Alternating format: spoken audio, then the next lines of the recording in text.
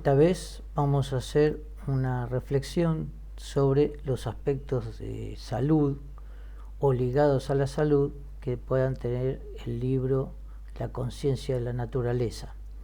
Vamos a ver varios aspectos ligados a ella, pero lo principal que tenemos que aclarar antes de arrancar es que no podemos hablar de salud pensando que esto puede reemplazar la visita a un médico o los consejos que haya dado un médico sobre nuestra salud.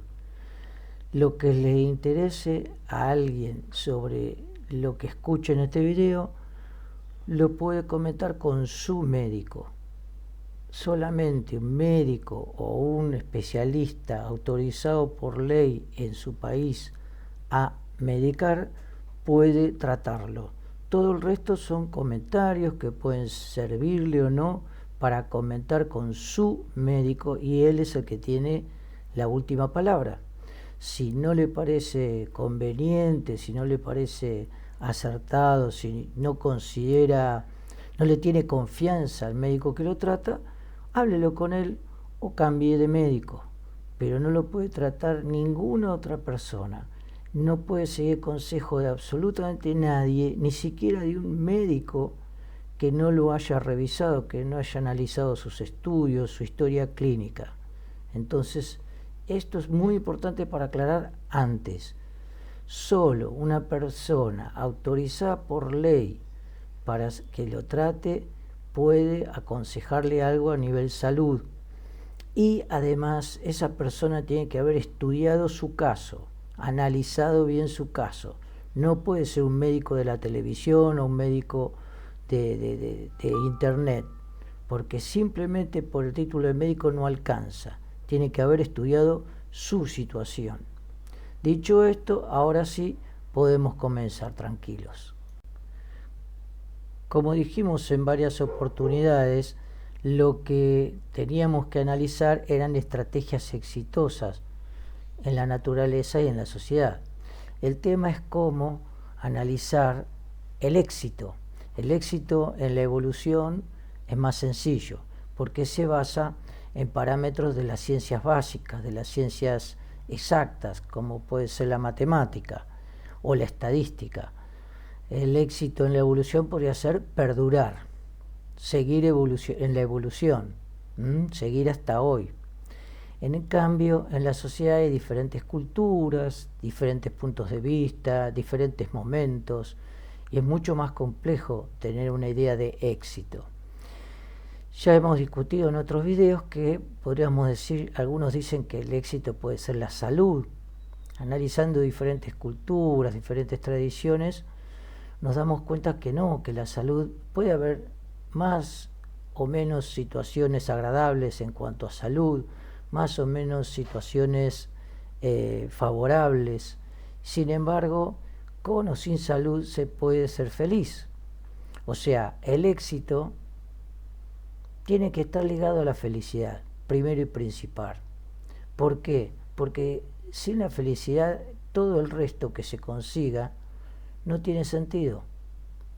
Esto es lo que la mayoría de las culturas, tanto occidentales como orientales, tienen en claro. El éxito no está ligado a la salud, el éxito no está ligado al dinero. De hecho, hay muchas culturas en donde el exceso está considerado no solo un pecado, sino algo mal visto, algo de mal gusto. Por otro lado, hay muchas culturas, sobre todo en Oriente, que hablan que la satisfacción de deseos personales no tiene que ver con la felicidad. Primero se corre ansiosos para conseguir un deseo y más tarde uno se aburre, llega al hastío. Por eso el nirvana que hablan los brahmánicos y los budistas, los brahmánicos y los budistas hablan de nirvana. Nirvana es la extinción. ¿La extinción de qué? La extinción del deseo. Otros hablan del ascetismo justamente por este mismo motivo, para evitar la sed y el hastío del deseo, o sea, para evitar el sufrimiento. En realidad lo que se quiere evitar en la mayoría de las religiones es el sufrimiento que causa el deseo.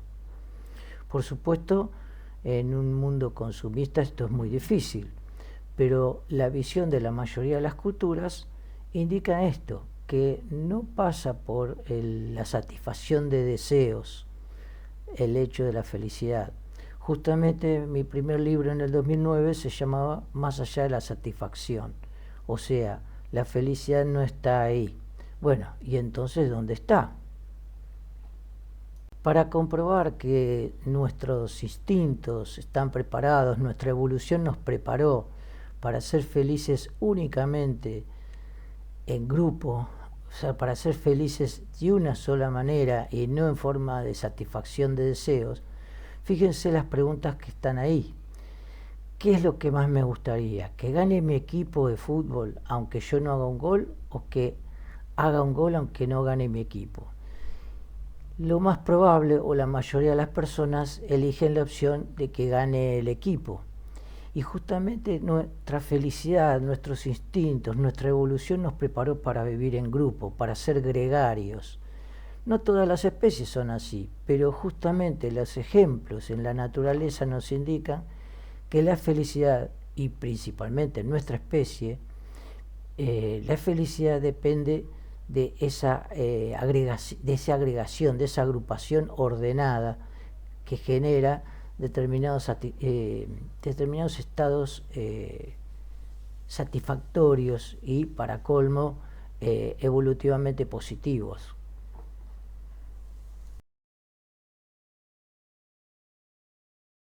Una definición de felicidad que trata de integrar todas estas informaciones, todos estos conceptos, todas estas culturas y los diferentes puntos de vista. La felicidad solamente se consigue cuando uno se siente cómodo siendo parte de algo mayor que nos incluye. Cuando esto ocurre, uno se siente libre de acción, a pesar de los límites lógicos que el individuo tiene al estar integrado. Claro, uno siempre que se agrupa es para beneficios evolutivos, beneficios de algún tipo. Pero esa agrupación necesita una organización que nos limita como individuos. No podemos hacer cualquier cosa en cualquier lugar, porque esa agrupación, si no, no sería organizada y no nos daría beneficios. Por lo tanto, uno siempre se limita al organizarse, uno siempre se limita al agruparse, si no es una agrupación sin ventajas, por no estar organizada. Pero sin embargo, cuando uno se siente integrado, esa agrupación no afecta esos límites, a uno no los siente como ajenos, como opresivos, sino que los límites los siente como una forma de ser incluidos, y lo que hace otro, que no, cuestiones que nosotras no podemos hacer por nuestros límites y las hacen otras personas de nuestro grupo, las sentimos como propias esas cosas, porque es de nuestro grupo. De manera que los límites lo vemos como algo satisfactorio porque nos organiza, y todo lo que hace el grupo lo vemos como propio y por lo tanto nos sirve, nos satisface. De manera que es una manera de sentirnos integrados, protegidos, cobijados, y ahí es donde ocurre la felicidad. Esta es la manera más completa de definir la felicidad en diferentes conceptos. Y justamente ahí está una posible medida del éxito a nivel social y a nivel psicológico, si se quiere. De manera que esta va a ser la medida que usamos fuera de lo que es lo natural. De ahora en más, ahí sí vamos a ver los conceptos, las dos paradigmas principales que guían el libro, para ver qué importancia tienen con la salud, porque este video trata de eso, la relación de estos dos conceptos, de estos dos paradigmas, con el tema de salud. Recordemos que en el video anterior hablamos de la relación de estos dos paradigmas con la metafísica, o con la física cuántica, o con la física extratridimensional. También podríamos hacer videos sobre la relación de este libro con la pedagogía y con la economía. también con la política, pero vamos a tratar de revisar, de resumir en cada video un tema, en este caso salud. Para más ampliación tenemos el libro, tanto el libro de Más allá de la satisfacción del 2009 como La conciencia de la naturaleza de este año, del 2024, y además también está la página de la conciencia de la naturaleza en Facebook, que le pueden encontrar, pueden revisar, pueden consultar todo lo que necesiten. Quizás alguno ya conozca estos paradigmas, pero vamos a repasarlos.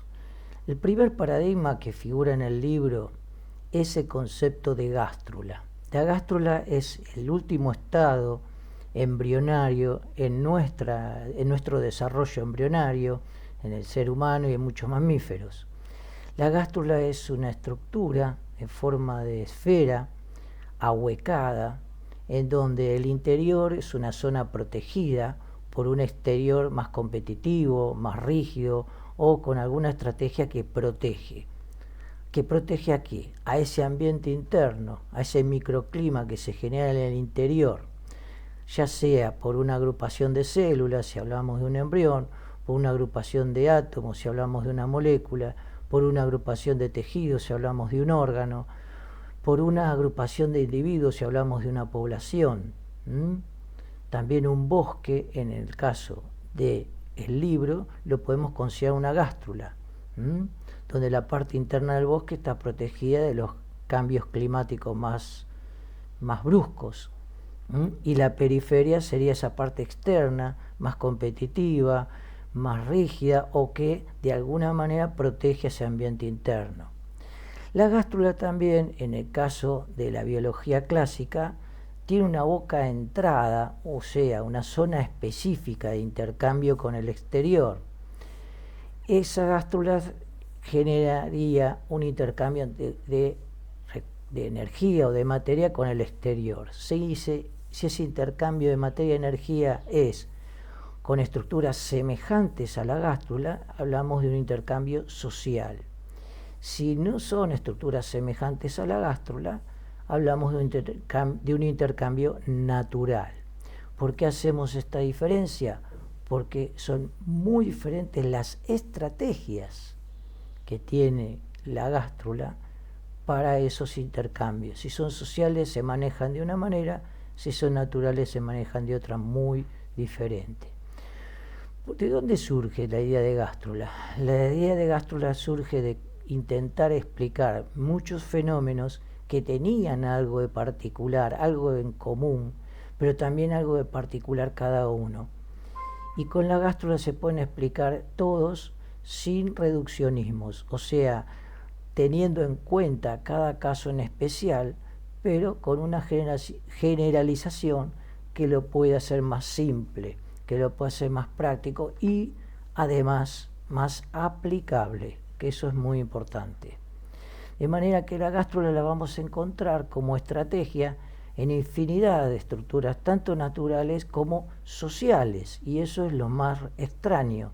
También en la sociedad esto ocurre, y también, por lo tanto, también ocurre en nuestra psicología. Nuestro sistema nervioso, sobre todo el central, tiene una forma de gástrula. Y si no es la forma, al menos la estrategia.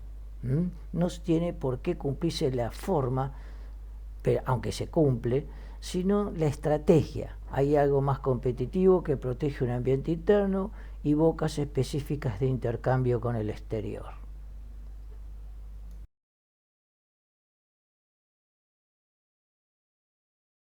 El segundo paradigma sería el del triple diálogo. ¿Esto qué significa? Significa que una vez formada la gástrula, una vez que se agrupan ciertas estructuras, supongamos células, lo que tiene que pasar para que esa agrupación sea conveniente, sea ventajosa a nivel evolutivo, es que se organicen entre ellos, que se organice el ambiente interno. Ven que ahí figura como ambiente interno, va a haber una organización de ese ambiente interno para que sea ventajoso. Por otro lado, o al mismo tiempo, va a haber un intercambio de recursos, de alimentos, con el exterior, que ese grupo necesita. De manera que así las ventajas ocurren. O sea, que tanto la organización interna como el intercambio de recursos y de alimentos va a ser necesario. Pero la estrategia de cómo tratar lo externo y cómo tratar lo interno, o sea, cómo relacionarse con el ambiente interno para organizarlo y protegerlo, y cómo relacionarse con el exterior para conseguir recursos y alimentos, son dos estrategias muy diferentes. Se dan a la vez, generalmente, en una agrupación. Sigo con el ejemplo de células. Por lo tanto, ahí figura en el medio algo que di en llamar conciencia, quizás de una manera bastante arriesgada al principio y con mucha autocrítica, porque me parecía demasiado la palabra conciencia. Sin embargo, le di una definición en el primer libro, que conciencia en este caso vendría a significar una forma de reconocer lo externo de lo interno en una agrupación y a su vez una respuesta con determinada estrategia hacia los estímulos, hacia las actividades que tiene que hacer esa agrupación. Entonces, la estrategia y la interacción con diferenciación entre interno y externo es lo que llamamos conciencia. Por suerte, muchos años después, un premio Nobel de Física del 2020 también llamó conciencia a una serie de comportamientos de unas estructuras moleculares, así que bueno, ahí me sentí un poco más cómodo. De manera que tenemos ahí dos interacciones diferentes de esa conciencia. Luego puede surgir, no siempre, una tercera que es también hacia el exterior, pero como decíamos antes, con estructuras semejantes a esta agrupación. Por lo tanto, lo llamamos relaciones con el ambiente social. Y ahí llegamos al triple diálogo o triples interacciones. ¿Por qué? Porque no siempre son diálogos. En el mejor de los casos podemos hablar de diálogo. Entonces, esas interacciones son tres totalmente diferentes, cada una con sus estrategias. O sea, con el ambiente interno para reconocer lo interno y lo externo, para proteger lo interno. Con el ambiente natural para conseguir recursos para conseguir alimentos, oxígeno, lo que fuese, que necesita esa agrupación. Y en el ambiente social hay otra lógica. Por ejemplo, si hablamos de nuestro sistema nervioso, para el ambiente natural usamos la lógica matemática, para entender la naturaleza, para construir un puente, para calcular cuánto necesito para este invierno. Ahora, para el ambiente social la matemática la quiero usar, pero no me alcanza, es más complejo que eso. Si bien sirven para ciertas explicaciones, para muchas otras no. Ya la lógica matemática ahí no nos alcanza, hay que usar otros recursos. Y para el ambiente interno nuestro cerebro no puede actuar mucho. Ahí está el subconsciente y el inconsciente. Millones de años de evolución generaron un equilibrio interno que no depende de nuestro razonamiento. Y así, por suerte, funciona todo más armonioso. De manera que las interacciones, estas tres interacciones, generan conciencia y son muy diferentes entre sí, por eso hacemos esta diferenciación en tres. A esto llamamos triple diálogo. Tiempo después me di cuenta que nuestro propio sistema nervioso es esta Y. Tenemos una médula que recolecta información de todo nuestro organismo a través de cordones nerviosos, plexos, ganglios, va recopilando información de lo que está ocurriendo a cada instante en nuestro organismo. Si hay algún inconveniente, salta una especie de alarma que trata de resolverse en la zona. Si no lo pueden resolver los plexos de la zona, lo resuelven los ganglios. Si no lo pueden resolver los ganglios, va a la médula, si no lo resuelve la médula, se resuelve más arriba en esa misma médula, y así va subiendo el problema si no logra resolverse en, las, en, los, en los cordones nerviosos locales, por decirlo de alguna manera. Y si el conflicto sigue, va a llegar al sistema nervioso central para resolverse. Si así tampoco ocurre, o sea, si tampoco se puede resolver ahí, entonces puede pasar a lo racional, a la lógica, a la consciencia, SC, a lo que tomamos como realidad en la vigilia. Entonces ahí es donde me doy cuenta que hay un problema, recién ahí, pero quizás el problema viene de mucho antes, lo trató de resolver la parte inconsciente y subconsciente, pero no pudo. Es cuando yo razono que tengo un inconveniente, por ejemplo, una indigestión. ¿Por qué? Porque me empezó a doler el estómago, me empezó a doler el vientre, cuando no lo pudo resolver antes. Todo este sistema de gobiernos municipales, provinciales y nacionales, por poner un ejemplo, ¿no? Entonces, ¿qué tenemos? Una Y, la médula recogiendo todo el diálogo con el ambiente interno, y un hemisferio derecho y un hemisferio izquierdo, uno para el ambiente natural con su lógica matemática y el otro para el ambiente social, con sus homologías, estudiando la historia, el contexto y no tanto la lógica matemática. Por supuesto, no es que exactamente cada hemisferio está para un diálogo, pero bastante parecido a eso es lo que se viene descubriendo. Recordemos siempre que estos son esquemas, no tiene por qué darse así en formas, aunque coinciden muchas veces las formas. Es asombroso, pero resultó así en estos 33 años de investigación.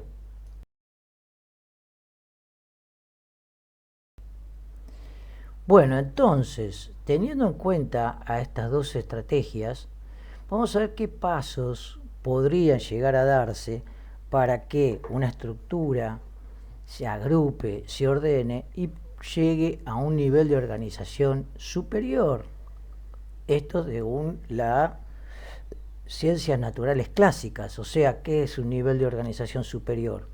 Que una agrupación de células se agrupe y se ordene y logre formar tejidos, que una agrupación de tejidos se agrupe y se ordene y logre formar órganos, que una agrupación de órganos se agrupe y se ordene y logre formar un individuo, que un grupo de individuos se agrupe y se ordene y forme una población, ecosistemas, o sea, podemos ir desde partículas subatómicas hasta un ecosistema completo.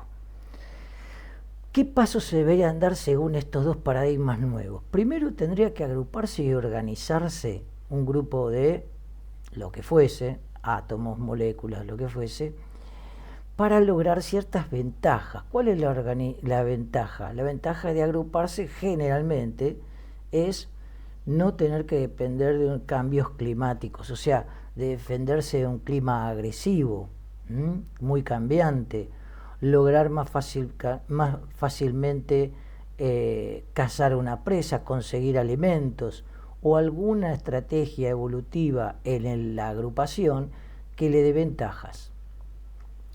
Pero para eso, además de agruparse, hay que organizarse. Solamente amontonándose no alcanza. Y ahí es donde se empiezan a generar límites. Y esos límites, si bien perjudican a cada individuo, como todo límite, las ventajas de agruparse deberían ser mayores que los problemas de las limitaciones. Si no, no tendría sentido la agrupación y esto no prosperaría. De manera que hay una organización del ambiente interno, con limitaciones, con división del trabajo a veces, pero que las ventajas de agruparse siempre son mayores que los problemas de limitarse. Después se genera, después o durante, también hay una interacción con el exterior. ¿Por qué? Porque necesitamos recursos de afuera. Esos recursos generalmente son diferentes a la agrupación. ¿Diferentes en qué sentido? Diferentes en el sentido que no son no lo consideramos semejante. Esa agrupación no lo puede tratar como algo similar a ellos. Generalmente son de otro nivel de organización más bajo. Si hablamos de un grupo de células, son células individuales o moléculas o partes de una célula que murió, que le sirve de alimento. Entonces hay un intercambio, una interacción con el ambiente externo natural. Tanto la interacción con el ambiente interno como el ambiente externo tiene estrategias. Y además, en el caso del ambiente interno, reconoce lo externo de lo interno. Por lo tanto, a eso se puede considerar conciencia de grupo, de ese grupo de células en este caso, del ejemplo. Entonces, luego puede haber una posible, no siempre, división del trabajo. Al dividirse el trabajo hay muchísimas ventajas, por más que hay limitaciones. En el caso de las células, al dividirse el trabajo se generan tejidos que se especializan en cada función. Al especializarse estamos hablando de más eficiencia. Pero a su vez, al diferenciarse cada función en un tejido, pueden cumplirse varias funciones a la vez. En el caso de una célula cumpliendo todas sus funciones, respiración, transporte, alimentación, lo que fuese, bueno, no es común que ocurra todo a la vez porque es una sola célula para todo. Al dividirse los trabajos, al dividirse los tejidos, no solo que se especializa cada grupo en su tarea, sino que además pueden ocurrir todas las tareas a la vez, o casi todas. Entonces la ventaja de la división de trabajo, que no siempre llega en una agrupación, es muy importante, genera muchas ventajas, pero también genera interdependencia. Una vez que un tejido se especializa en una sola función, depende de que las otras funciones las cumplan otros tejidos. Así que también genera interdependencia. Esa interdependencia puede ser grave. ¿Por qué? Porque si en un grupo se especializa en algo y empieza a dominar a los otros tejidos, empezamos a tener algo que ya no es ventajoso. Entonces, si unas células toman dominio de un grupo, ya ese grupo no es tan ventajoso para todos.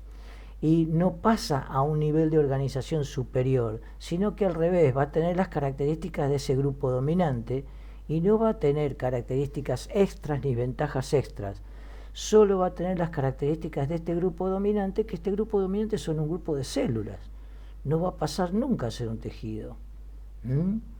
De manera que esta dominación, que también le sirve la idea de Gastro, la estrategia de Gastro, la estrategia de triple diálogo, esta dominación nunca va a llegar a saltar a un nivel de organización superior ni tener tantas ventajas evolutivas. Ni para ellas ni para el resto. No es que no es ventajoso para algunos, no es ventajoso para nadie, aunque al principio dé ventajas para el dominante. Bien, un tercer diálogo, con una tercera interacción, que es con el ambiente externo también, pero con estructuras semejantes a este nivel de organización, puede ocurrir.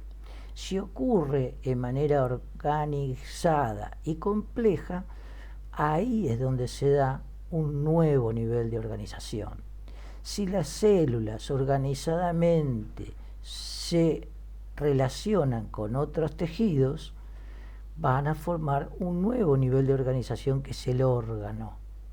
En el órgano, en cada salto de nivel de organización, vamos a tener características nuevas que no se deducen lógicamente de las características, de la suma de características de los integrantes. Esas características nuevas en biología se les llama propiedades emergentes de un nivel de organización. Estamos viendo cómo estos pasos se van dando y después posiblemente surjan cooperaciones con estas estructuras. Esa complejidad genera nuevas características, como estábamos diciendo recién, y si así fuese saltamos a un nivel de organización superior. Cuando esto ocurre, todo podría empezar desde el primer paso y ahí sí tener otro salto a un nivel de organización más.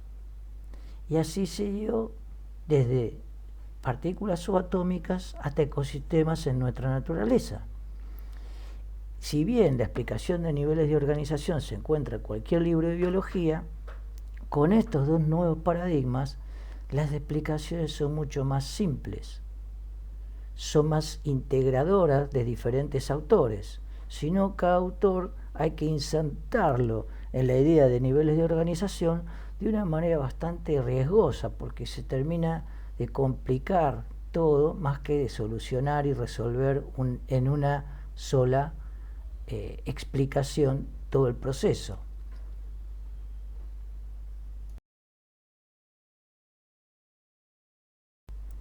Miren esto, acá que estamos diagramando. Estamos diagramando lo que estuvimos diciendo recién al pasar de un nivel de organización a otro. Fíjense, cada Y es el triple diálogo. La Y más chiquita, con líneas más finas, tiene un diálogo interno, un diálogo natural, un diálogo social, como explicamos antes. Vamos a decir interacción, porque es lo más básico. Ahora, ¿qué pasa? Cuando la interacción social se logra dar de manera coordinada, armónica, cooperativa, esa organización de varias interacciones sociales, ven las Y chiquitas, finitas, que están abajo en el centro, si todas esas agrupaciones coordinadamente tienen interacciones sociales, pueden lograr una estructura mayor que está dada en esa Y de líneas más gruesas, negras, también abajo en el centro. Entonces ahí tenemos una estructura mayor que también tiene interacciones internas, que son las sociales de antes. ¿Pero cómo? ¿Son sociales o son internas? Son sociales para la célula porque se relaciona con otras células, pero son internas para el nivel de organización tejido, porque están dentro de un tejido. Saltamos a un nivel superior, entonces son internas. Por eso la Y más grande de trazo grueso negro tienen relaciones internas en el trazo que va hacia abajo, un montón de vínculos con las relaciones sociales del nivel de organización inferior. ¿Y qué pasa? Que justo así como se organiza internamente el tejido, se tiene que organizar hacia el exterior para conseguir recursos y alimentos, o sea, interacción con el ambiente natural para el tejido. Cada definición de ambiente interno, natural o social va a depender del nivel de organización. Social para mí es relacionarme con otro humano.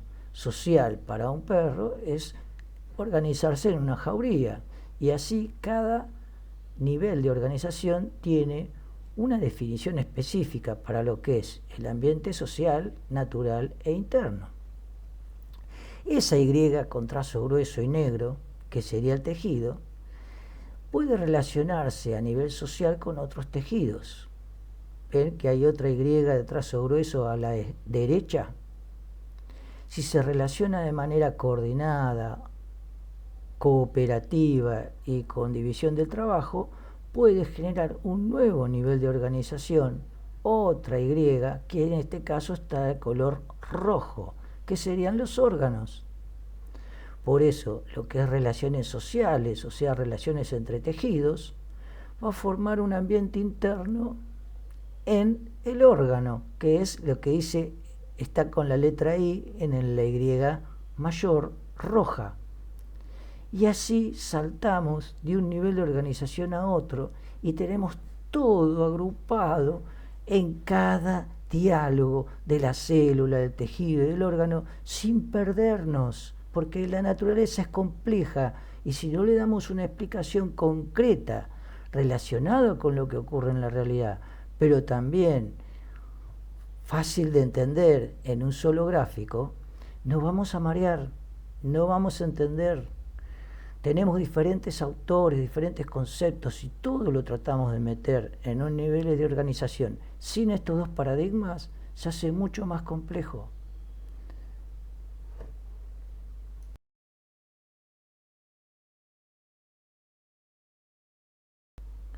Y ahora sí podemos pasar directamente a lo que es salud humana, solamente ser humano.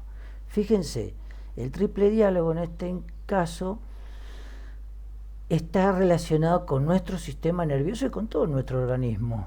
El ambiente interno estaría relacionado con el control de todos los mecanismos físico-químicos, biológicos, hormonas, ganglios, plexos, todo ese control tan complejo que hace nuestro sistema inconsciente y subconsciente.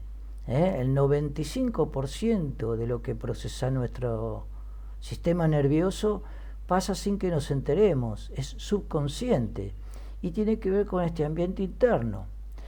También en parte tiene que ver con el ambiente natural, aunque cuando llega a nuestra parte consciente, vigilia, que ahora vamos a aclarar un poco más, lo analizamos con la lógica matemática principalmente, o sea, tratamos de ser objetivos, deducir con analogías. ¿A qué significa analogía? Que comparamos dos cosas, por más que vengan de un origen muy diferente, comparamos porque se parecen. 5 más que 7, no importa si sean 5 qué o 7 qué, no importa su origen, no importa desde dónde lo analizo, el contexto ni la historia. En el ambiente social esto es más complejo. Por eso, cuando quiero aplicar lo que me dio éxito en el ambiente natural, lo quiero aplicar a la sociedad, no me va tan bien. Esto es lo que le pasa a muchos economistas, esto es lo que le pasa a muchos ingenieros, a muchos técnicos, que cuando quieren relacionarse a nivel social no tienen tanto éxito como con esas manualidades, con esas deducciones técnicas. Ese es el gran problema de nuestra sociedad, que matematizamos todo y el diálogo entre pares no funciona bien así. Porque en la sociedad necesitamos un contexto, una historia, las ciencias sociales son mucho más complejas. Y ahí hablamos de homologías y subjetividades. En las ciencias naturales, una mitocondria tiene una definición y punto. En cambio, la definición de cultura en las ciencias sociales depende de cada autor, de cada tradición, depende de muchas cuestiones. De manera que ahí es donde trastabilla las ciencias naturales y necesitamos una estrategia diferente, que no siempre logramos, por eso hay tantos problemas en nuestra sociedad. La conciencia ya dijimos lo que era según este libro, pero tenemos que diferenciar en el ser humano entre consciente, SC, y subconsciente. La conciencia acá se divide en dos. Lo que reconocemos como sucesión de hechos típico de la vigilia, de cuando estamos despiertos y de alguna lógica, eso es el consciente. El subconsciente es lo que no se reconoce, pero es parte de la conciencia. Incluye instintos, procesos fisiológicos, deseos, represiones, según la psicología freudiana y sus descendientes. Todo lo que reprimimos para vivir en sociedad, ¿se acuerdan que hablábamos que nos limitábamos? Bueno, todo lo que reprimimos para ser aceptados en una sociedad llamada familia cuando somos pequeños, o en una sociedad llamada trabajo, o barrio, o pueblo, o ciudad, cuando empezamos a crecer, todo eso que reprimimos va al subconsciente, según la psicología. Bueno, y el inconsciente, que es algo más interno, más ligado a lo biológico y, según Jung, hasta incluso lo trascendental, lo metafísico. Así que tenemos, ahora sí, la conciencia dividida en dos partes diferentes. Pero fíjense cómo de ahora en más vamos a tener una Y que está dibujada hacia abajo, a la derecha, en color azul.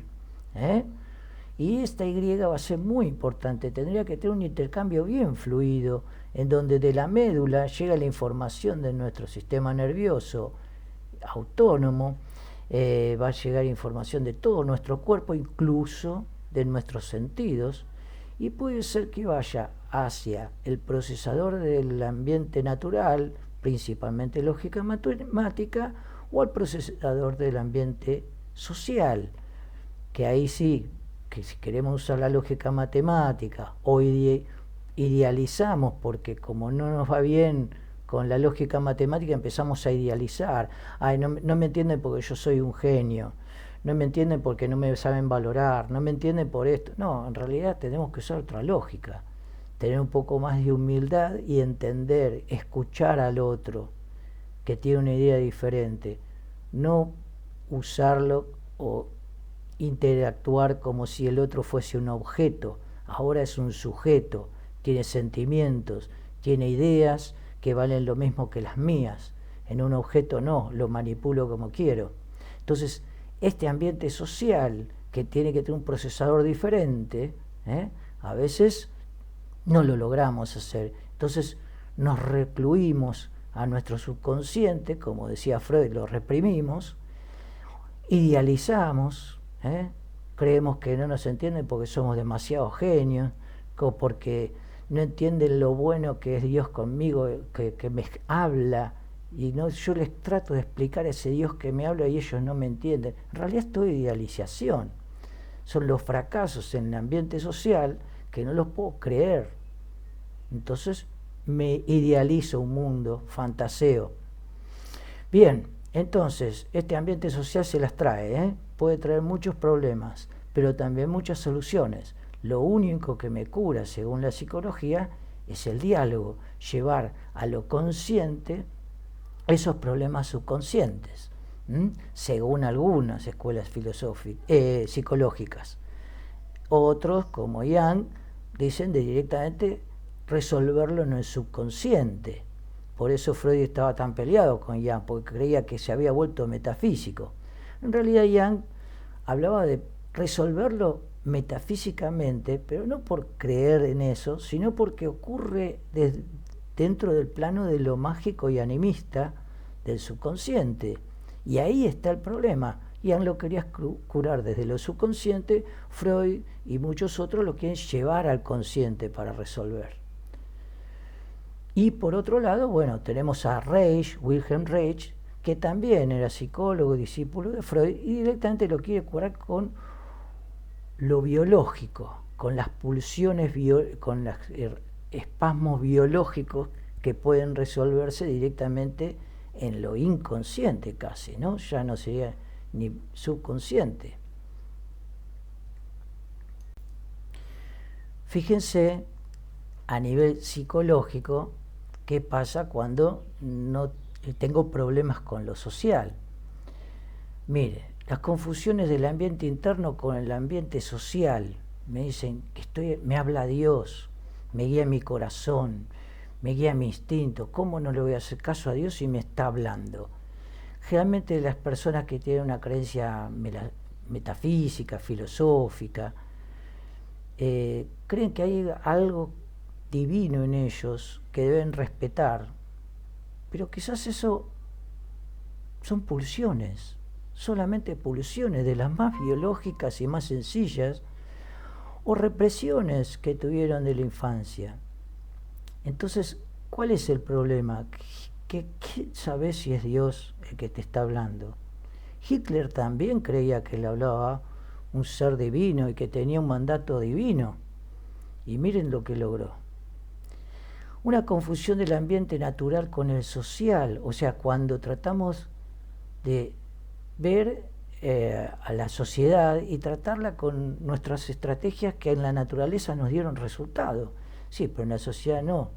Entonces, ahí es donde tenemos un pensamiento animista, o sea, lo que vamos a hacer es directamente, vamos a tener una visión animista de lo social, vamos a tratar a lo que no tiene vida, verlo con vida.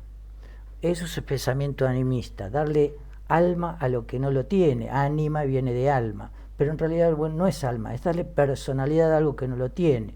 Abrazamos los árboles, tratamos a un perro como si fuera una persona, hablamos con con nuestro canario. Es cuando nosotros vemos lo social en algo que es natural. Confundimos lo social con lo natural. Si confundimos al revés el ambiente social con lo natural, somos manipuladores. Tratamos al sujeto como objeto, es lo que decíamos antes. O sea, la persona trata de usar la lógica matemática porque le dio éxito en su relación con el ambiente natural, pero lo estamos tratando a una persona, con sus subjetividades, con sus problemas, con sus dolores, y entonces no tenemos en cuenta nada de eso y lo manipulamos, quizás sin querer, pero tampoco sin sentir. O sea, no nos importa el sentimiento del otro. El otro debería hacer lo que yo sé que funciona, pero si el otro tiene otra opinión, ¿cuál es el problema? Y el problema es que no lo veo, porque creo que está bien manipularlo como cualquier otro objeto. Si con los objetos me dio resultado, ¿por qué el sujeto tiene que opinar? Esa es la confusión del ambiente social con el natural.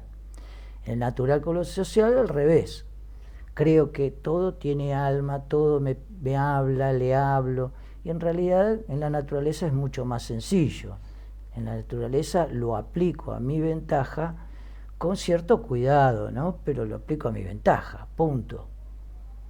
Los tratamientos psicológicos tradicionales tratan de llevar los conflictos a consciente para solucionar, como decíamos recién. Yang No trata de subconsciente, con su aspecto mágico y animista, ahí mismo solucionarlo. Por eso hacía rituales y cuestiones extrañas al pensamiento lógico.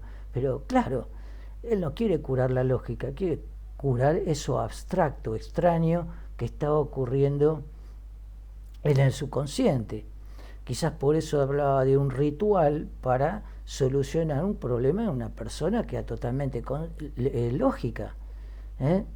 He visto ingenieros o médicos haciendo el ritual de la Pachamama y quizás se sintieran mejor, porque lo que tienen que resolver es el subconsciente, no lo consciente. Tratamiento al cuerpo contracturado, ejercicios de relajación, yoga, terapia, Reich, el Wilhelm Reich, muy interesante lo que dice este hombre, justamente porque lo que hace el subconsciente es, al idealizar, al no tener bien manejado las relaciones con lo social, a reprimir, hace que todas esas idealizaciones y represiones actúen en el medio de la Y. Miren la Y que está ahí, de color ladrillo, dibujada sobre el sistema nervioso. Fíjense, ese triple diálogo que se tendría que dar de ida y vuelta, libremente y en forma armoniosa, se va a ver alterado. Se va a ver alterado porque en el medio de la Y tenemos a todas esas represiones, todas esas idealizaciones que van a alterar el flujo de ida y de vuelta. ¿Por qué de ida y de vuelta? Porque hacia arriba, todo lo que sea conflictos, problemas, el sistema nervioso detectó, los va a tratar de solucionar o llevar hacia arriba a órganos superiores del sistema nervioso. Pero hacia abajo van a volver las soluciones, las respuestas del sistema nervioso para solucionar esos conflictos. De manera que tiene que haber una libre interacción de ida y vuelta, pero en el medio de la Y, como decía recién, está la tergiversación de esa libre interacción, que está dada por las idealizaciones que decíamos recién.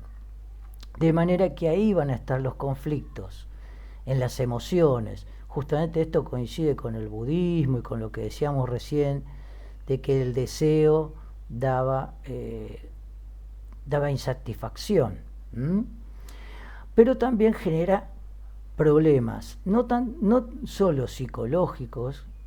Nuestra relación con el ambiente social va a verse tergiversada, trastornada, y vamos a tener algún problema social, sino a veces también con la interacción con el ambiente natural. No vamos a ser independientes. Con ese ambiente natural tenemos algún problema para relacionarnos, ¿Mm? No vamos a ser tan hábiles en alguna cuestión por algún conflicto que tiene que ver con algo emocional. ¿Mm? Fíjense en el cuadro, en el dibujo, la cantidad de órganos que están relacionados con nuestro sistema nervioso. Si algún conflicto hace que se altere este libre juego, esta libre ida y vuelta de respuestas y estímulos, podemos estar presionando a un órgano que no tiene nada que ver con la respuesta y con la solución de nuestro conflicto. Y lo vamos a enfermar a ese órgano, porque estamos alterando su equilibrio, su salud. Y a este gráfico, que es muy sencillo, está muy resumido, habría que sumarle mucho más. También le tenemos que sumar el sistema linfático con sus anticuerpos, su sistema inmunológico. Tendríamos que sumarle las hormonas, infinidad de hormonas que regulan estos órganos y algunos otros, que regulan la presión arterial, y todos ellos ligados al sistema nervioso autónomo, generalmente el sistema nervioso central. Justamente a la parte del medio de esa Y. Fíjense si esos conflictos no pueden alterar todo esto. Por supuesto, hay infinidad de investigaciones que así lo demuestran. Casi todas las enfermedades estarían surgiendo, estarían comenzando aquí, en el centro de esa Y, donde tenemos las represiones y las alteraciones a estas libres interacciones. De manera que ahí vienen la mayoría de las enfermedades. ¿Cuáles otras pueden haber? Sí, otras pueden haber por un ambiente demasiado hostil, por una infección demasiado grave, o por cuestiones genéticas, que después lo vamos a ver también las enfermedades genéticas. De manera que, así como muchos médicos, muchas escuelas de medicina y muchas tradiciones lo dicen, la mayoría de las enfermedades nacen en el subconsciente. Así que podríamos empezar a dedicarle más tiempo a esto, ¿no? Fíjense, como decíamos antes, si el deseo no genera felicidad, y para colmo, podría ser una idealización, podría ser una deformación de la realidad. Yo cuando deseo algo lo deformo lo que ven mis sentidos, lo que debería dibujar tranquilamente mi sistema nervioso sobre lo que mis sentidos le indican. En vez de dibujar a una realidad, un esquema de la realidad por lo que nuestros sentidos me indican, estoy alterándola por mi deseo. Creo que esa persona a la cual deseo, si no está cerca mío, no existe nada bueno. ¿Y eso es así? Por supuesto, uno dice, bueno, sobre gustos no hay nada escrito. Bueno, justamente ese es el problema. ¿Podemos tomar como válido esto? El deseo altera nuestra visión de la realidad. ¿Y podemos ser objetivos? No, pero sí podemos lograr algo más fiel a la realidad que nuestros sentidos nos indican. Porque si no, bueno, trastabillaremos continuamente. No solo nos enfermaremos, sino actuaremos de una manera extraña. O sea, problemas por todos lados, tanto psicológicos como físicos. El deseo lo que genera son dos cuestiones. Por un lado, la deformación de la realidad a favor de eso que deseo, pero por otro lado la deformación de la realidad en contra de cualquier otra situación que no sea lo que deseo. Sin esa persona que deseo yo no puedo vivir. Si no puedo cambiar mi auto a fin de año, no puedo vivir. No soy el mismo, no podría ser feliz. Toda situación que no sea la que yo deseo es una porquería. Entonces ahí está el problema. Siempre voy a ver algo horrible de lo que en donde estoy, porque estoy buscando algo diferente. Entonces es muy difícil la felicidad así, pero también va a alterar mi salud, tanto física como psicológica.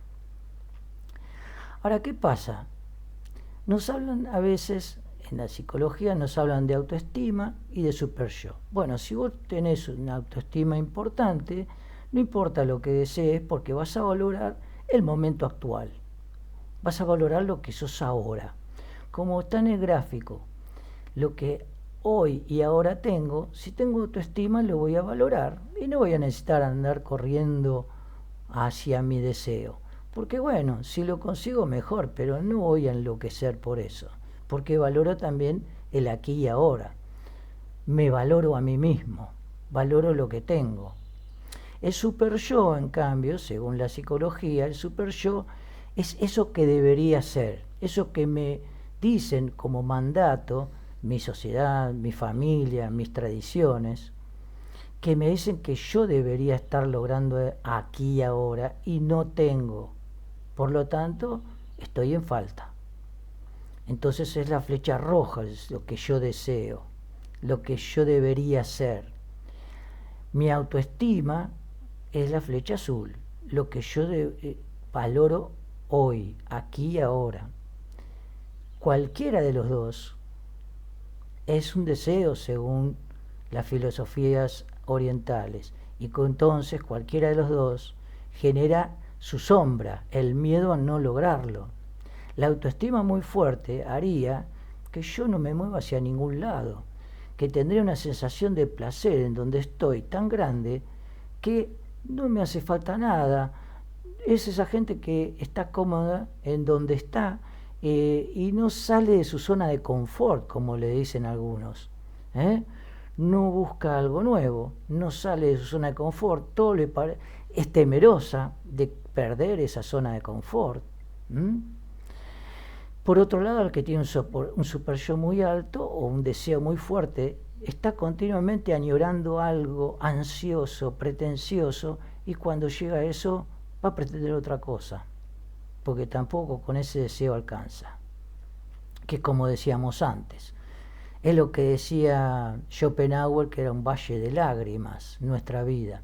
Y el Nirvana habla de extinguir esos deseos. ¿Cuáles deseos? El rojo, el super yo, y la autoestima también, todo deseo. Claro, es muy extraña esta visión para Occidente, pero lo que podemos incorporar es que el deseo no es nuestro objetivo. Hay que ver acá al deseo y a todo nuestro sistema nervioso integrado. Yo no puedo cortar una flor porque me gusta, porque esa flor necesitaba del resto de la planta para seguir viviendo. Por más que la ponga en un hermoso florero y le ponga la mejor agua, se va a pudrir. Si la dejaba en la planta y la iba a observar, iba a estar mucho tiempo más. Entonces, ¿qué quiero decir con esto? El deseo corta una parte del todo y la pudre, porque así no funciona el todo, ni la parte que a mí me gusta. Entonces, ¿se puede extinguir el deseo? Es muy difícil, pero por lo menos veámoslo como un todo. Disfrutemos el mientras tanto. Mientras tanto voy hacia eso que deseo, disfruto también el aquí y ahora. No tengo deseos fuertes de ningún tipo para disfrutar cada instante, si bien busco mejorar. Esto ayuda a un pensamiento psicológico, a una salud psicológica y también a tener menos problemas físicos porque el sistema nervioso autónomo va a estar mucho más equilibrado al dejarlo tranquilo. Obviamente la tranquilidad no es solamente una cuestión de gustos, tiene muchísimo que ver con la salud y con todos esos órganos que estaban en el gráfico y muchos otros. Créanme, esto es un terrible resumen, hay muchísimo más complejidad que analizar y por lo tanto las pruebas sobran. Lo que hay que lograr es esa calma en el subconsciente que solo se logra a través de técnicas como las que estuvimos viendo y vamos a seguir viendo.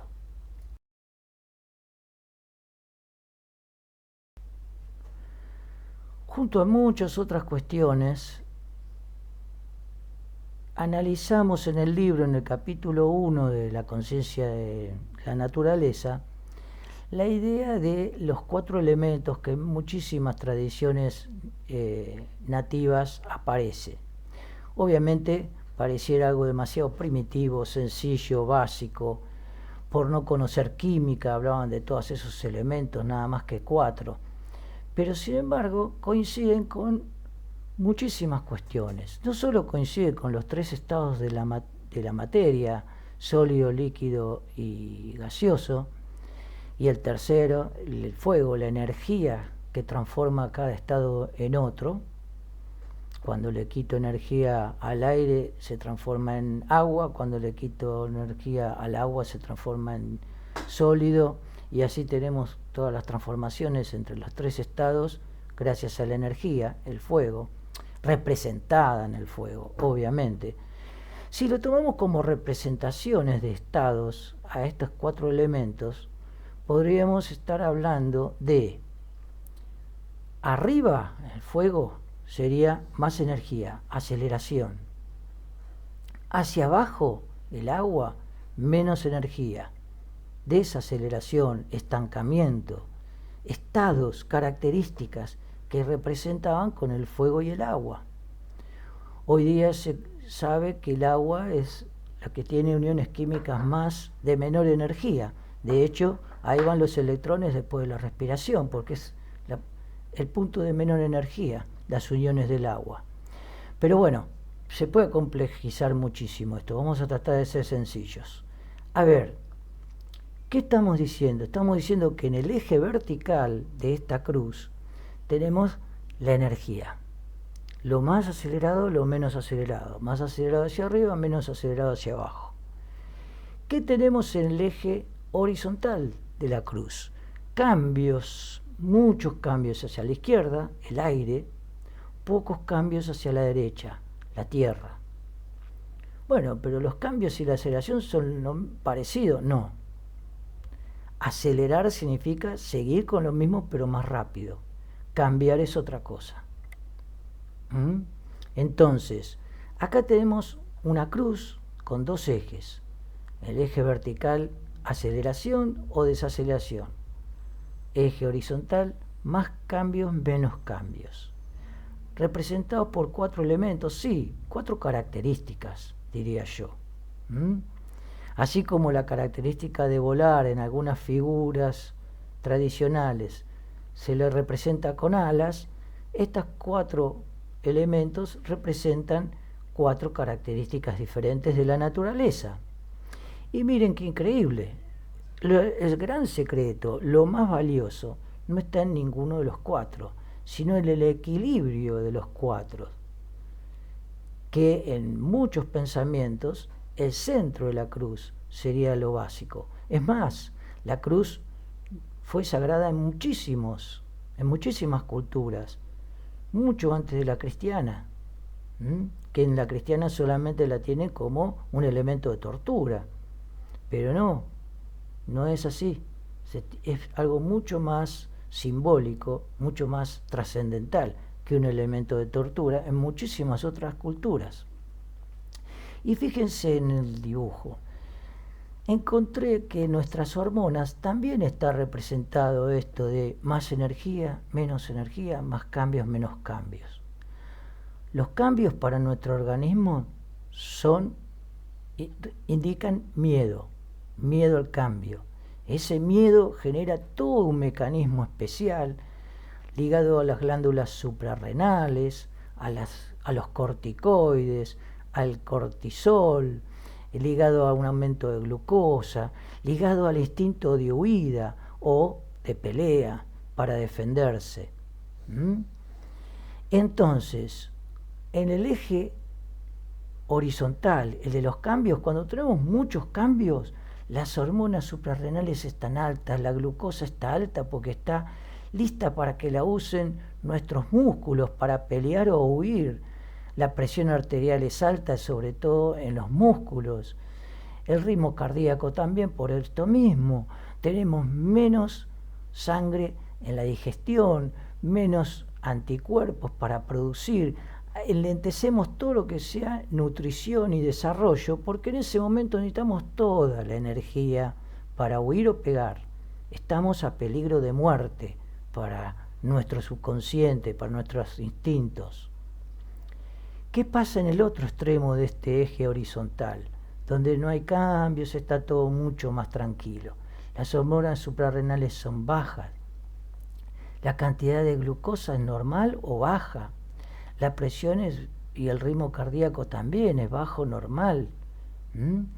¿Por qué? Porque está todo mucho más tranquilo. Pero ¿qué pasa? También es un riesgo si se va a un extremo, porque una actitud de cambio a veces es necesaria. ¿Qué pasa con el eje vertical, el de la energía? Hay hormonas ligadas a esto. Si lo que necesitamos es acelerar nuestro metabolismo, pero no cambiarlo, lo que se va a acelerar en ese caso va a ser el metabolismo, las reacciones químicas que siempre están ocurriendo, no algo nuevo. Y entonces en eso están encargadas las glándulas tiroideas, que van a acelerar casi todos nuestros metabolismos tradicional, por decirlo de alguna manera. Si tenemos altas las hormonas tiroideas, vamos a tener HDL, o sea, el que llamaban antes colesterol bueno, el colesterol que transporta ¿cómo es? Grasas. eh, ay, ahora se me olvidó el nombre. Grasas y tanto triglicéridos como colesterol hacia el hígado para procesarlo. ¿Mm? Vamos a tener baja los triglicéridos, entonces vamos a tener valores normales en la mayoría de las sustancias que medimos en análisis clínicos como malas, como peligrosas para el corazón. Pero en realidad, si se exagera en esta situación, también es malo. El hipertiroideo es una persona muy delgada, con un sistema nervioso acelerado, que tiene su complejidad también, tiene sus problemas. En el otro extremo, hacia abajo, tenemos unas hormonas tiroideas muy bajas, que si eso ocurre desde la infancia puede haber enanismo, otro tipo de enanismo, y además puede generar aumento de peso, concentración de LDL, o sea, del colesterol que arrastra, que el que llamado colesterol malo, que arrastra colesterol y triglicéridos hacia los tejidos, que provoca ateromas y problemas en la circulación, acumulación de grasas, etc. De manera que los 4 excesos son malos y el equilibrio dinámico en el centro sería lo ideal. Esto estaría demostrando que nuestro metabolismo es saludable cuando logra un equilibrio entre estos 4 estados. Esto es lo que también coincide con lo que estábamos hablando recién de este triple diálogo. Recién cuando logramos este equilibrio en nuestro metabolismo y también en nuestro subconsciente, vamos a tener salud. De ahí en más vamos a poder hablar de una psiquis sana y vamos a poder hablar de una relación con lo social y lo natural que funcione. ¿Mm?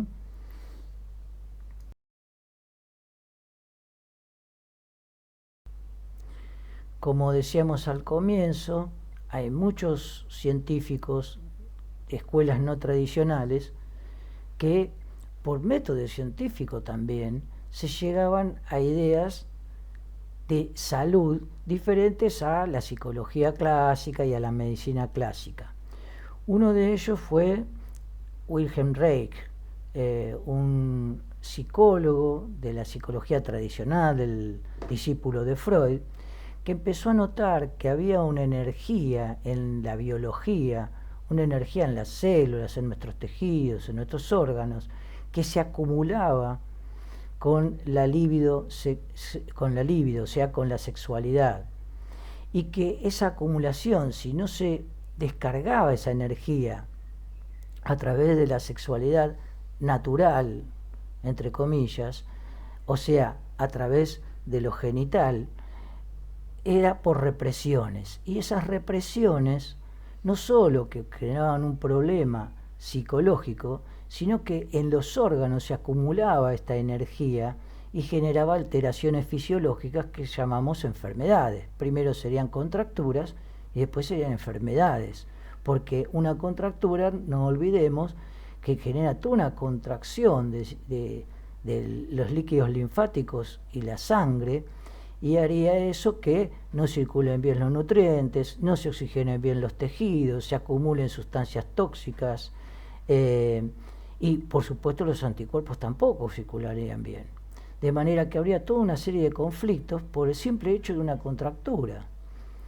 Ni hablar de lo que generaría a nivel psicológico también esa represión. De manera que Reich tomó a esta energía que él reconocía que eran electrolitos que circulaban por la célula, pero que al tener características tan diferentes a otros tipos de energía le dio un nombre especial, de energía orgónica, o sea, la energía que viene a través del orgasmo, de ahí viene orgónica. Entonces él lo que hacía en sus tratamientos era masajes para que esa energía acumulada por represiones en diferentes órganos se libere. Y por supuesto a esto estaba también ligado un tratamiento psicológico para que el orgasmo sea el principal disfrute, para que las represiones que había armado esta persona a lo largo de su historia sean solucionadas a través de un orgasmo genital, un orgasmo donde lo genital sea lo principal. De manera que, este hombre tuvo una pésima suerte, fue muy reprimido en Estados Unidos, fue encarcelado y murió en la cárcel, porque a nivel, la sexualidad no estaba muy bien vista, ni siquiera en un profesional de la salud. No se podía hablar de ese tema. Ahora, hay otros científicos como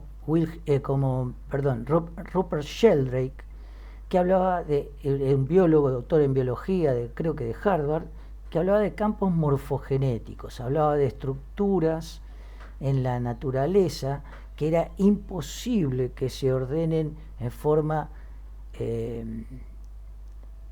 por una cuestión de genes directores de orquesta o por una cuestión simplemente estructural o de agregación de otras partículas, sino que él creía que había otros campos no distinguibles por estas tres dimensiones a las cuales estamos acostumbrados, que dirigían esa organización y le daban determinadas formas.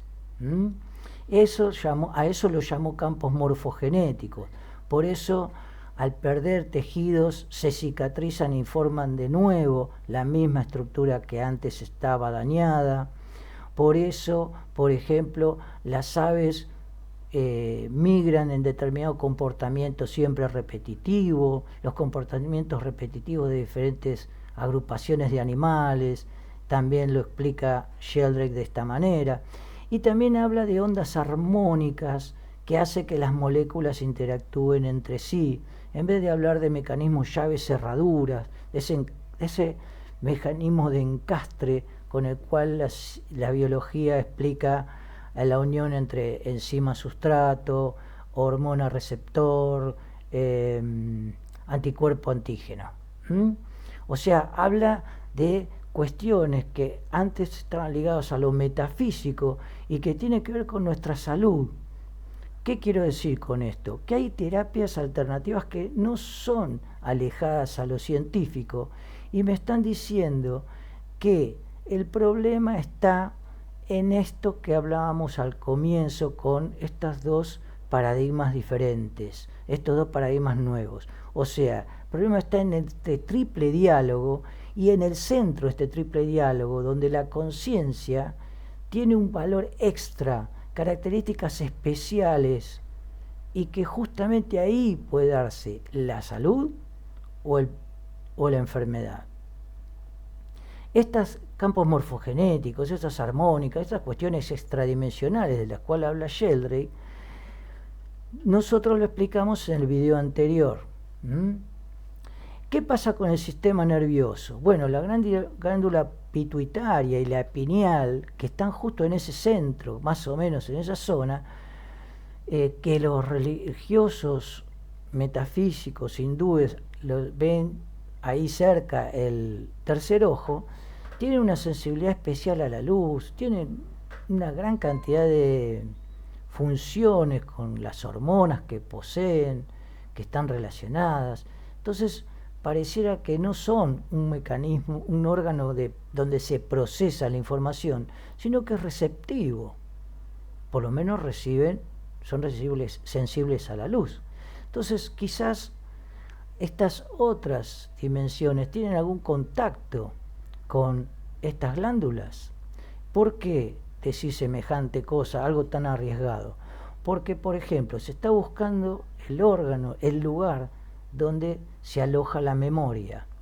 Para eso, lamentablemente, hay investigaciones que hicieron científicos médicos horrorosos, como Porot en las colonias africanas de Francia, en donde se practicaba la lobotomía a los esclavos, se quitaba una parte del cerebro para ver qué secuelas le dejaba al paciente. De esa manera se descubría qué funciones tenía cada parte del cerebro.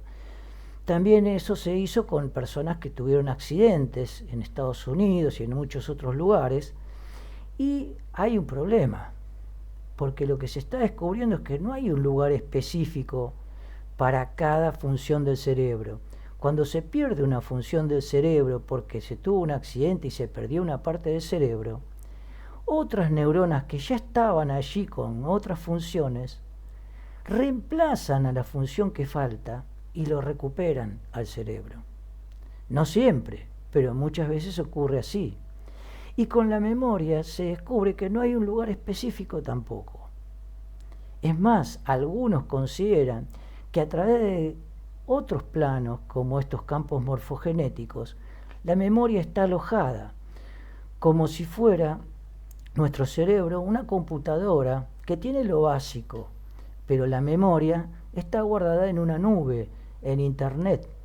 Vaya a saber a qué Internet está conectado nuestro cerebro, ¿no?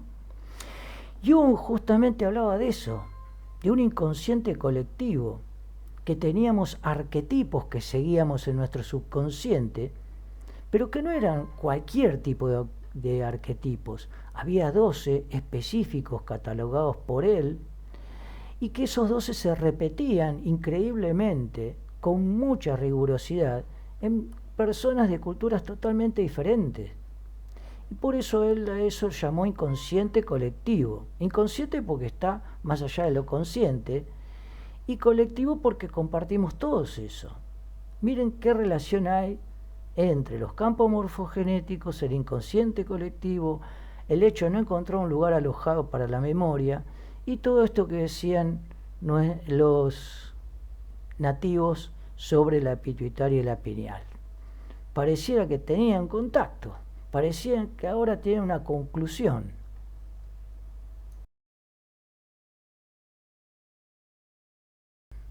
Por último, vamos a dejar lo más complejo.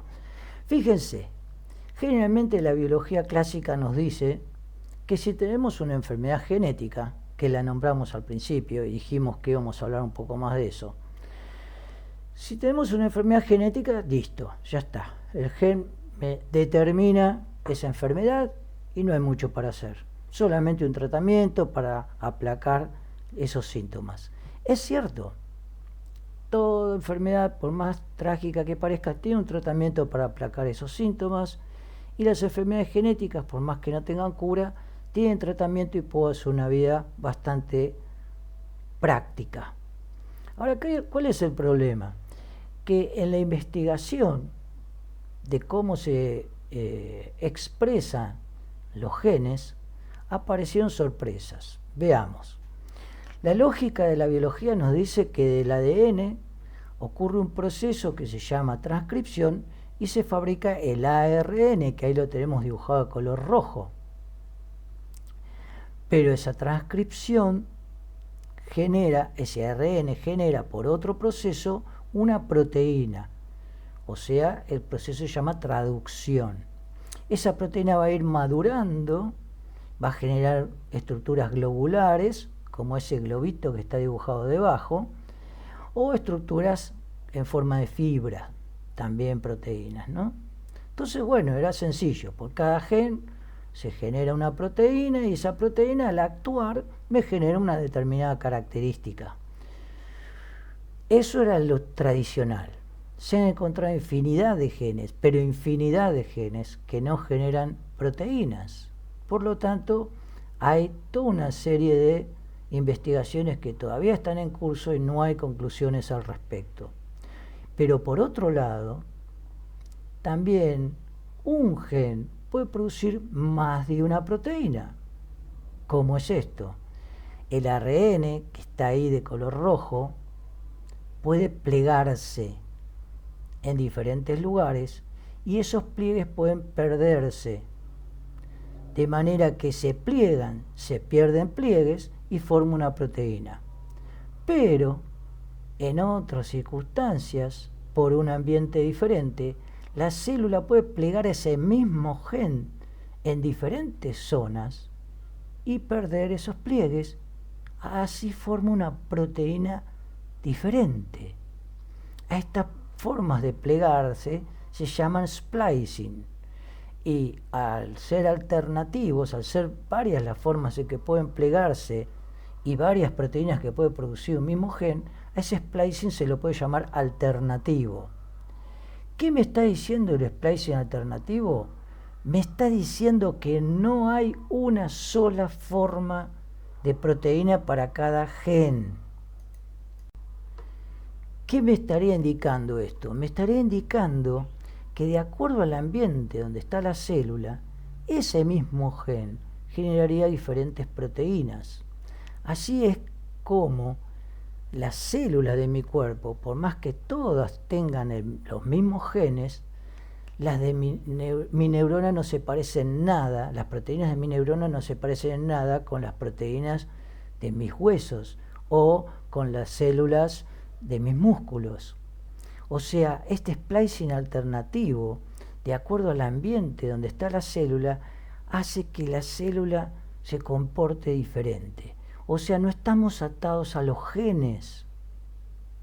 Imagínense si nosotros le podemos dar un ambiente mejor a nuestra célula va a estar más saludable. No solo por todas las glándulas, la presión arterial, las hormonas y los anticuerpos, sino por este splicing alternativo, que depende del ambiente. Principalmente depende de un intercambio social de la célula. ¿Por qué social? Porque hay un intercambio de mensajeros químicos entre las células de un mismo tejido para que todas hagan lo mismo, especializarse en la función de ese tejido. Ese intercambio de mensajeros químicos es a través de unas sustancias llamadas chalonas. A su vez, las proteínas, maduran, forman una globulina que se parece a una gástrula y de acuerdo a eso tienen una función específica. O sea que no estamos atados a los genes, no siempre. Por supuesto, el gen no cambia, pero no estamos tan atados como creíamos antes. Por otro lado, por último, el ADN también tiene cosas extrañas que parecieran ligadas a cuestiones de la física cuántica.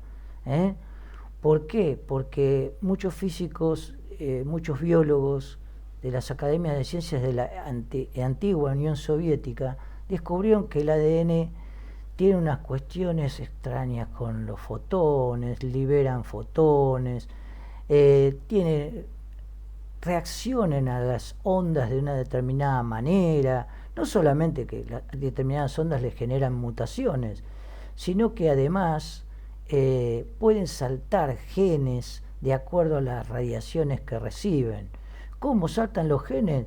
Generando una gástrula. ¿Ven el dibujito arriba a la izquierda? La forma de gástrula que tiene. Bueno, eso es la forma en que ocurre el splicing y esa es la forma en que el ADN tiene para que un gen entero se vaya o ingrese, como así hace un virus o un transposón para ingresar o salir de nuestro genoma. Ojalá que no, si es el caso de un virus.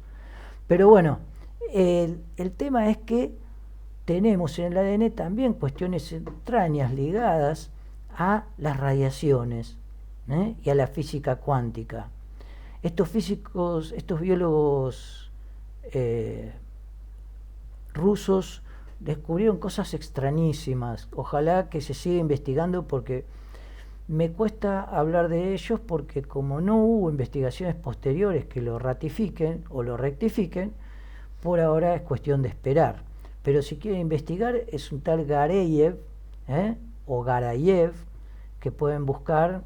No hay tanta bibliografía, pero por ejemplo en YouTube hay algo. Bien, entonces, fíjense, tenemos estructuras de gástrula, tenemos radiaciones que tienen interacciones con otros planos, tenemos splicing alternativo que no nos hace tan dependientes del gen, y para colmo, hay un físico del 2020, premio Nobel del 2020, que nos dice que algunas proteínas pueden funcionar como computadoras cuánticas de la célula y tener conciencia celular en los microtúbulos de tubulina, una proteína especial que es el esqueleto de la célula. O sea, fíjense la cantidad de contactos que hay, de zonas que hay, de interacción entre el ambiente interno, el ambiente externo, social y natural, y la conciencia en el medio, que interactúa y puede cambiar a través del diálogo, solucionando, generando salud, no solo psicológica, sino física. Para colmo, esa conciencia quizás algún día se demuestre más fehacientemente, aunque hay ya bastantes pruebas, de que hay contacto en esa conciencia con otros planos dimensionales, con otras dimensiones. Y esto no es metafísica, esto es comprobación científica. Por supuesto que falta, eso último falta, pero bueno, descartemos eso último, nos queda todo el resto, que son 30 y pico de años que vengo investigando y no falla. Así que espero que esto sirva para aplicar, sobre todo con terapias, sobre todo con terapias. Lo primero que hay que cambiar a nivel salud es la actitud, después la dieta, la ejercitación y por último la medicación. Sin cambios de actitudes, todo el resto no tiene sentido, porque la causa, la mayoría de las enfermedades, está en nuestro subconsciente.